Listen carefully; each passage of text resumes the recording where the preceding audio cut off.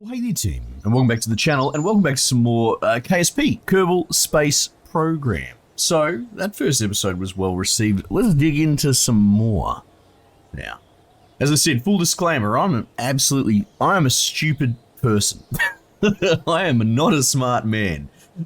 So, we will see what we will see, but, you know, hopefully, like I said, especially at the beginning level, I think maybe there's value to watching an idiot fumble about.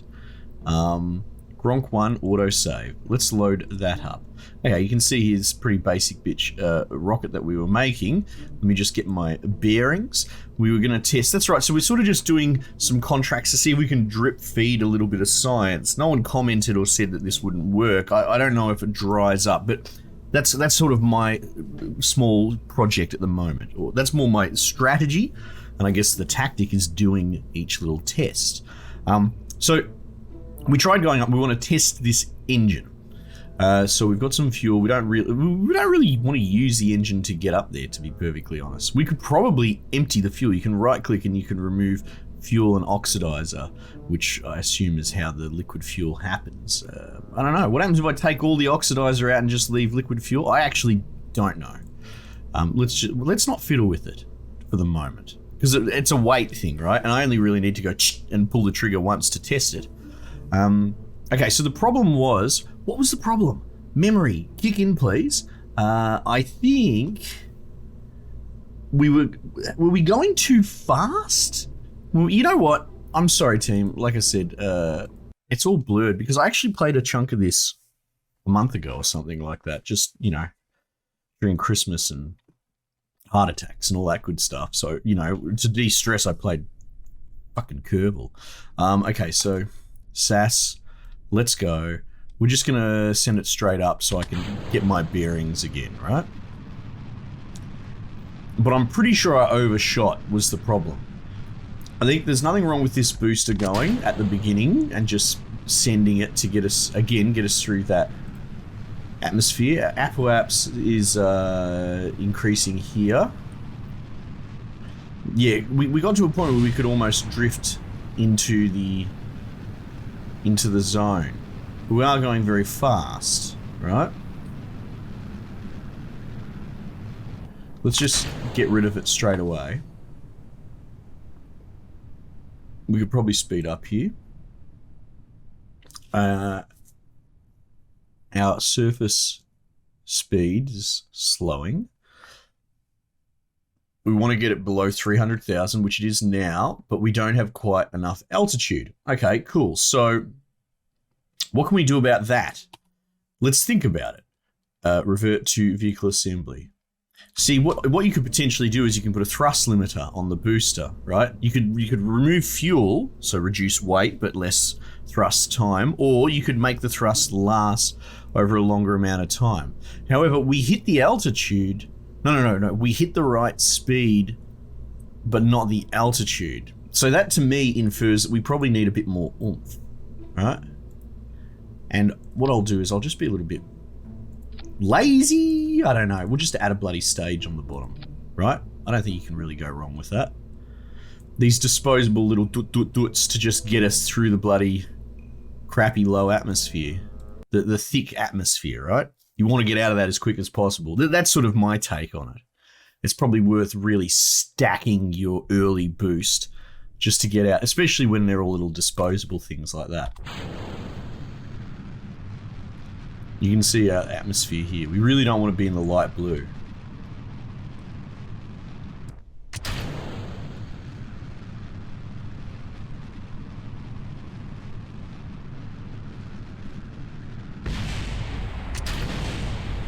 All right.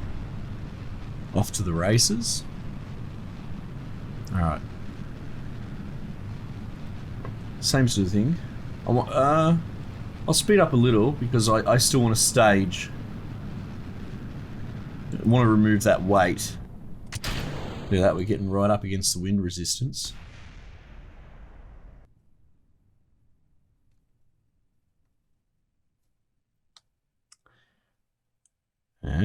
Speed's coming down now. 300 at 44. That's interesting. It's still plummeting. 190 is our sort of cutoff.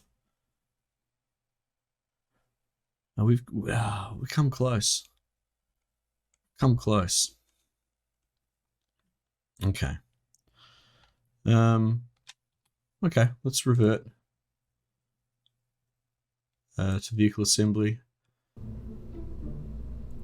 Honestly, I'm just going to do the same thing again, right? And I'm sure there's plenty of other ways to approach it, but my reasoning is early small boost. We can throw all the weight away and all that sort of crap early by just removing the stages. And it's all contributing to just getting us out of the thick atmosphere faster and harder. However, the interesting sort of pushback you would have noticed with the last flight was we were getting some like overt wind resistance sort of burning back, and you can actually burn your instrumentation. You can damage your ship. So that's probably an indication of we've gone too far. Also, I suppose there's an argument that the harder you push into wind resistance, the harder it kind of pushes back, right? The sort of the opposite vector, I suppose you could say. That drag, you know? So maybe there's an argument for going through it slower. But part of this is the experiment. This is part of the fun. And like I said, there might be people that are new to this watching this now, and maybe at least, you know, we can show them what I know, which isn't much. So you can see we're getting that, and then it'll go to red. Yeah, that's okay. That's all right. Okay. That added about 10 kilometers to our apoaps compared to last time. Let's just speed up.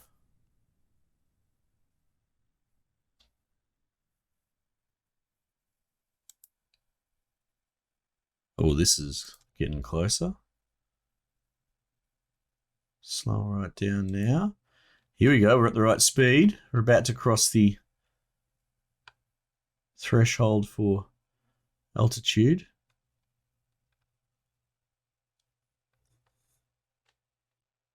Come on. Oh, hang on. Why'd the speed stop? Oh, the surface thing changed. There we go. Test the engine. How come that hasn't happened? Formative test. Activate the part through the staging sequence.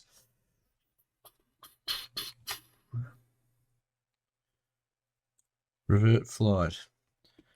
I don't have to throttle, I have to stage.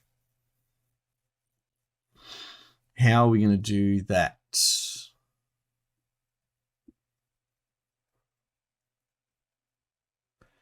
Revert to vehicle assembly. What we'll do is we'll add a stage in here for that disconnect, and we'll add a stage to pull the trigger on it. That's what it is. Okay, so that's a little bit fiddly, but hey, better now that we figured this out. It's almost like learning a language and the sort of the little nuances. Okay, so it's almost identical. I've just added a sort of stuttered stage here so we can activate it when we get to the top. Okay. Okay. We're starting to get quite long without any aerodynamic anything. Old Jeb's doing well to keep it straight. But he's having a bloody great time. Look at him. Fucking goober. That's our best and brightest right there. This goose. Oh, let's speed up a bit.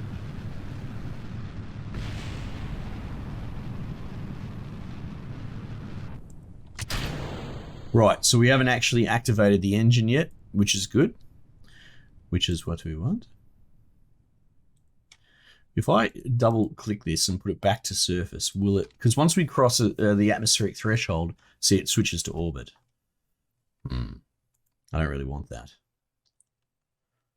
All right, altitude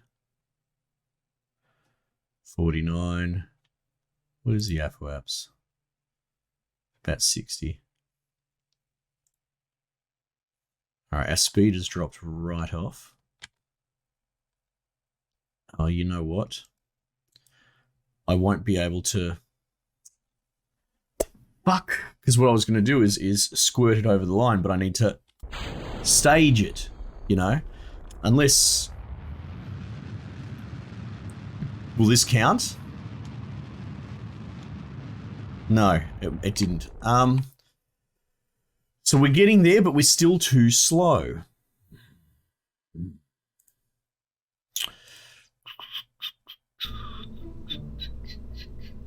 Boom, boom, boom, boom.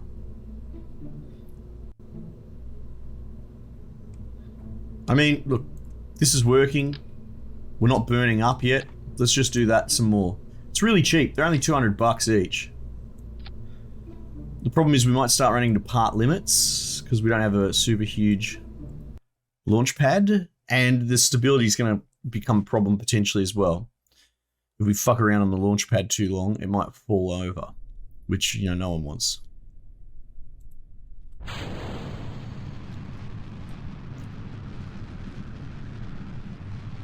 The other option is to add a higher stage, potentially liquid fuel or potentially with a fuel limiter.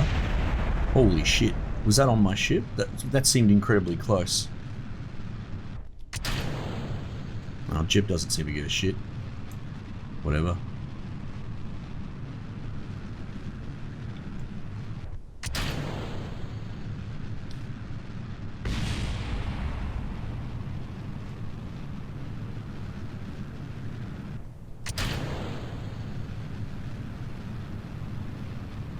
Keep it straight, buddy. Straight-ish.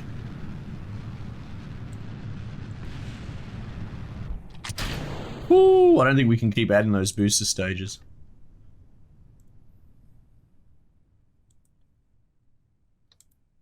All right.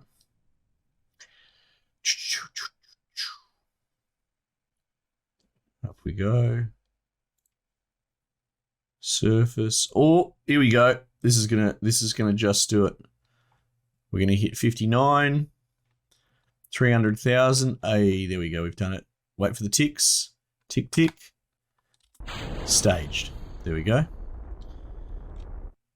I guess I could just stage release it because we don't care. We'll turn off SAS. Look at it just floating there. All right. And then as before, here's our sort of path. We're going to come down. Oh, look, we're going to land almost directly on that airfield. That's cool. All right, let's just go. Now, we don't have a heat shield. I don't think we've even unlocked that technology. Just got that parachute.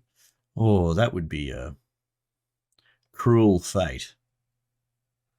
Escape the atmosphere. Oh, we didn't quite get there. Not that we're really trying to do that goal today. Well, for this mission. So we'll see how he goes. You can see that says red. Don't open the chute there. I don't know if I'm even allowed to open the chute. We could open it now. I don't think it'll catch air just yet.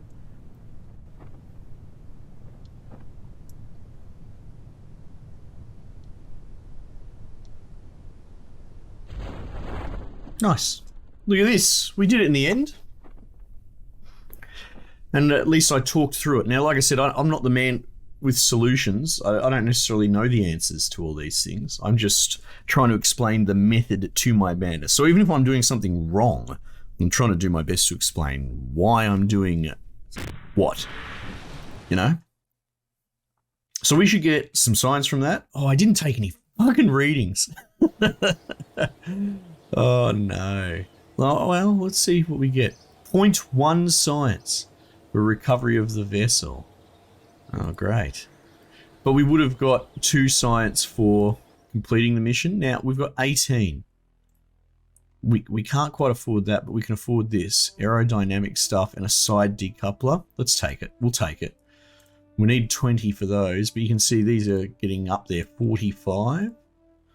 So these little drips and drabs might not do the job in the end. Mission control. Now, if I say 6 science to orbit Kerbal, 9 for that? Oh, golly gosh.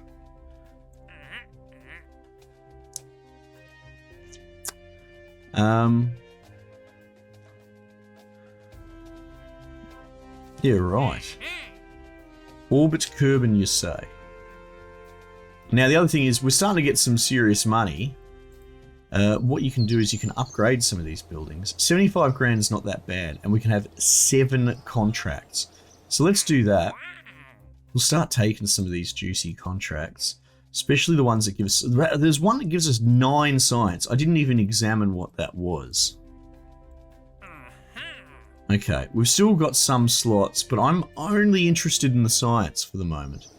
Let's go to the VAB.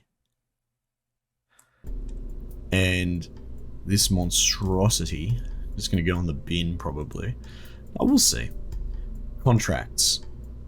Oh, I can't see at a glance what does what. Test radial decoupler on an escape trajectory? What does that mean?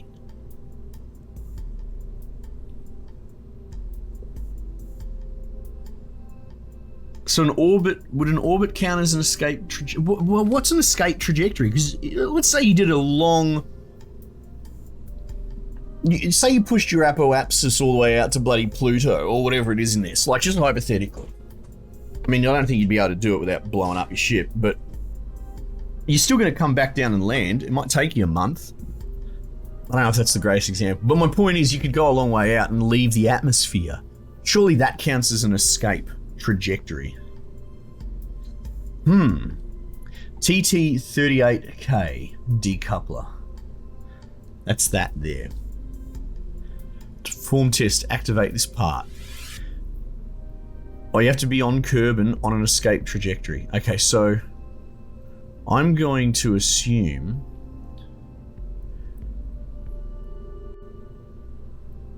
yeah, that's got to be, because that wouldn't be orbit strictly. That's tough to know.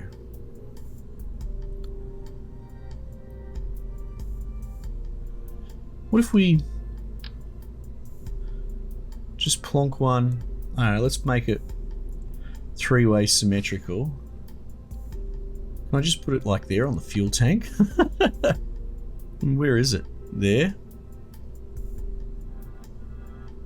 No, we'll put it all the way up.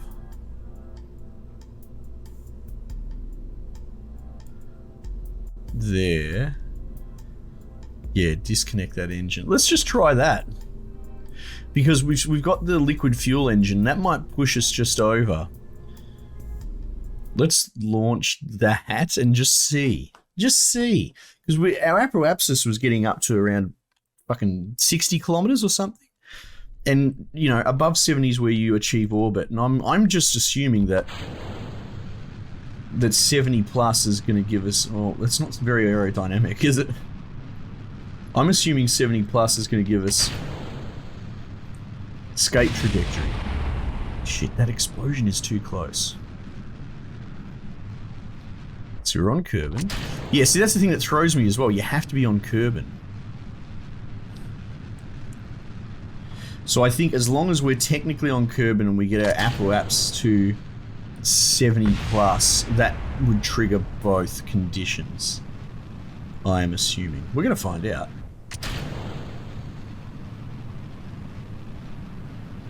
Oh! What the fuck? I think that's got to do with fast forwarding. Oh, fuck it. He did a flip and he's still good. Who cares? Actually, no, that's really fucked my... That really fucked my speed, funnily. You wouldn't believe it, but yes. Is that apoaps still going? No. Okay, let's just try that again. But we'll be patient this time. Instead of just speeding up. Alright.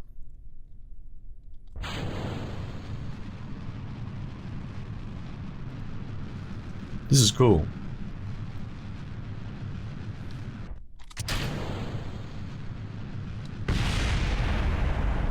So what we could try and do is stack more boost as well. Now that we've got the radial decoupler, that actually enables us to do exactly that.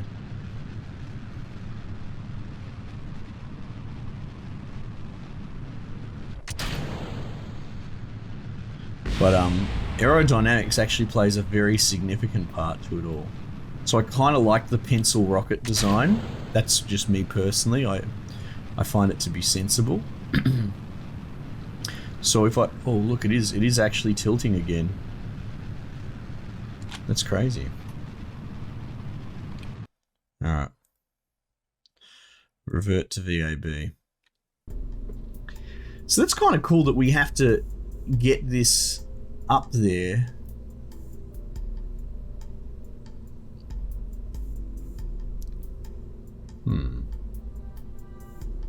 Let's have a think about this. I'm going to go back to the drawing board a bit on this one, right? So here's our basic boy with our telemetry. And we've got hammer boosters, which are probably going to be plenty enough. So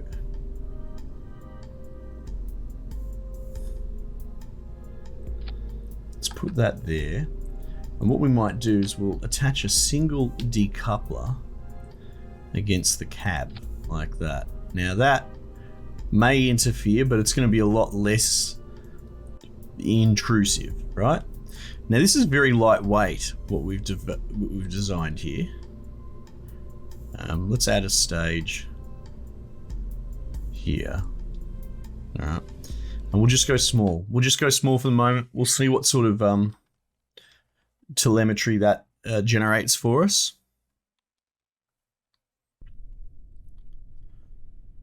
All right, that's the one there. Escape trajectory, SAS.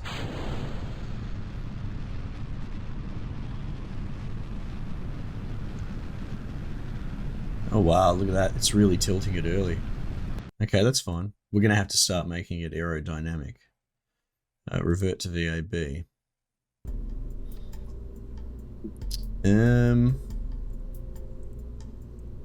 Let's see. We have fins somewhere, don't we? Basic fins are much cheaper. Let's put them in 3-dimension. And we might,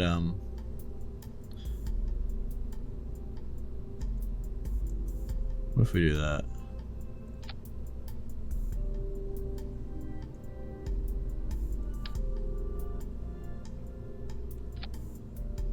That'll help for the moment.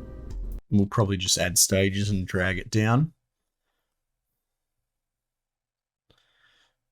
That should resolve the problem. It is a very snub rocket, so we'll see.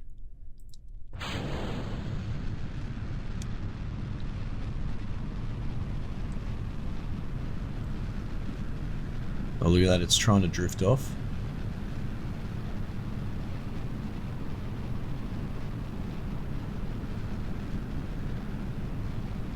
See, like that, the Apo-Apps is huge. Ooh, ooh, ooh, she hot, baby. She taking damage. Oh, not quite. Okay. We're gonna go VAB. And what we'll do is we'll put a thrust limiter on it. Let's say we'll just go a hard 50%, to be honest, and see how that goes.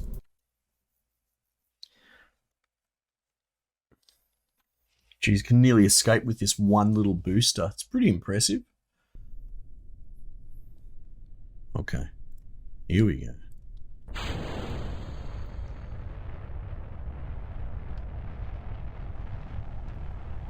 So your thruster weight's going to change because obviously the fuel is being used. So it's requiring less thrust to push, and I think it's, I don't know if it's gradual, the atmospheric thickness, like in real life. I don't know how gamey it is. It probably is gradual, to be honest. But essentially, it requires less and less oomph the further along you go in your flight. That's why having multiple stages is always a good thing. To try and, especially if you're using boosters where you can't regulate the thrust.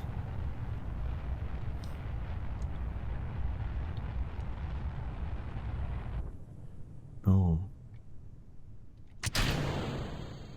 Very close, hey? Anyway, revert flight. Let's go to the VAB. I really need to know, like, I could be wrong about this, about the hitting, whatever the bloody hell I'm trying to do, 70. Again, we're just going to go back to old hat. We're going to chuck this on there. Now this, being halfway up the form, could be a problem because that creates different aerodynamic properties, right? You don't have arrows with a bow and arrow with feathers in the front, you know? We'll see if we can just brute force this solution. We'll see. But we might have to take a more elegant approach if it loses its stability early.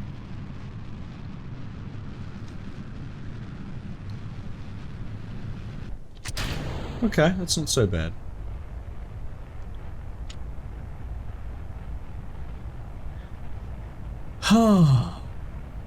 Alright, here we go.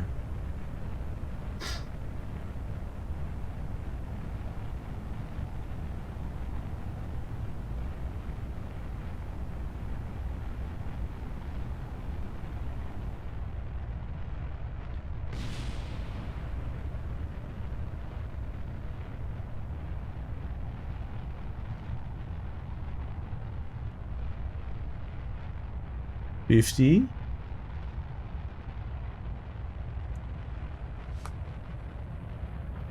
Alright, well, before we burn up, we're going at 100 kilometers an hour, and that's not counting as an escape trajectory on Kerbin. So, what I'm assuming now is that what we need to do is not be in orbit in any way, right?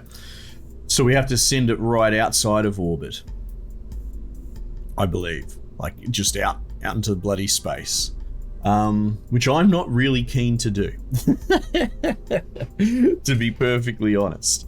All right, what else have we got to look at here? We could start trying to achieve orbit. There's a few little sort of party tricks to it, right? Up out of the atmosphere and accelerate parallel to the surface. Now we might just start trying to get like a right angle situation for orbit.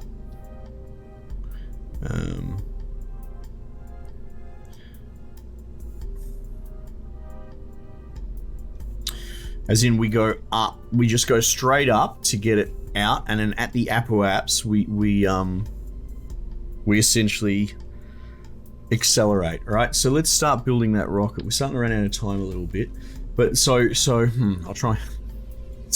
I talked about doing like a turnover and trying to sort of find a more efficient curved, let's say angled vector, because you need upward vector to pass the 70,000, but you also need a rotational vector of 2,000 meters per second to be perpetually falling. You need both of those, right? And if you can sort of come up with a path, this sort of curved logarithmic looking path that when you get to the end state, you're at where you want to be in both, dare I say, X and Y, even though one of them is like a rotational direction, right? But you have your circumference vector and your normal vector basically hitting the end point at the same time. That would be probably one of the more efficient ways to do it. But until we get there, because a lot of that, because I'm still working out a lot of the telemetry, I understand the theory, what that will probably, a brute force method to get the ball rolling would be send this thing straight up, get the apoapse to 70,000 meters, and then essentially pull a right angle turn outside of atmosphere and just create that 2,000 meters per second vector. We won't have drag, but still it's a not insignificant amount of force. So instead of taking almost like a hypotenuse like sort of diagonal from point A to point B, we're actually taking the two other arms of the triangle, if it were. Like, that's sort of my analogy. So we're going to just go straight up one vector and then right angles straight across the other vector. Much less efficient, but probably a lot more graspable, especially for a fucking small brain like me. So let's put some fuel here for starters. In fact, we'll put one fuel because it'll be a good test, because there's potentially gonna require nuance which I'm not big on. So this would be our final stage. Imagine we're already at 70,000. We're at the top of the apoapse, but we want to extend the sort of circle out. You turn at right angles and we fire this puppy. Now that's probably not going to have enough oomph, but still we're going to spell this out step by step, right? And I guess we just sort of put the hammer like that, right? So we go hammer, boost. Yeah, we'll keep them separate now that we've done that. And that's just absolutely not going to be enough, but it's still a good way to test it incrementally and sort of explain the method to my madness. So let's just get a test launch in and then we'll probably wrap it up, okay? So our objective right now is straight up, let Jeb keep it steady, and we want to get our apoapse pretty much to 70,000 or thereabouts. A bit more wouldn't hurt, a bit less will. And you can see already we're getting mad wind resistance getting through that first layer. That's not bad. If we start taking instrumental damage and all that, we're probably overdoing it, right? Okay, so that's the end of that booster, and that only got us to 30,000, right? And that's the prediction on where this is. 30,000 sort of there. So we still need to get it way out. And then the idea is that when you get to the top here, you basically fire at right angles to the peak, to the apoapse, right? And by doing that, it'll just extend your time to peak. You do it just before the peak, and it should elongate that loop all the way out. Instead of being like this, you push it out to be like that. And that's one way of getting orbit. That's the caveman way of getting orbit. So unsurprisingly, it's probably the way that we're going to do it. All right, let's revert to VAB. Save. Cool. So if this is well received, you know, we'll keep going, playing more episodes. It's always interesting once you do consequential ones. People click on the first one because they're curious, but we got actually a lot of watch time, so I think a lot of people were very interested in this. So verbalize, let me know if there is much more interest. We'll continue with this little experiment and then try and get up to orbit and see how we go. If you know better, I'm quite happy to take advice or questions or anything like that. But like I said, I suppose my only issue, you know, if you start writing me huge paragraphs, I'm probably not going to read them.